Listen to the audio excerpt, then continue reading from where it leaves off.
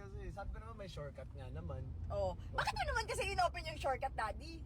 I want to go to airport now. Gusto ko. Ano gagawin mo sa airport, anak? Gusto ko I want to go anak to Japan and then go to Disneyland and Legoland. Disneyland, Legoland sa Nagoya.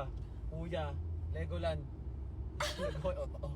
Siya nagsabi rin, hindi niya naman alam yung Legoland, nasa Nagoya. What's Nagoya? Nagoya is where daddy... Hoy, ayun sabi ni Kyo, Daddy.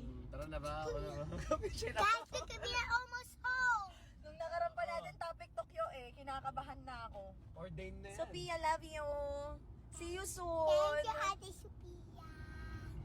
Ordained na yan siya. Si Kyo. Pwede yun. Thank you, Ate Sophia. Ganda talaga si Ate Sophia.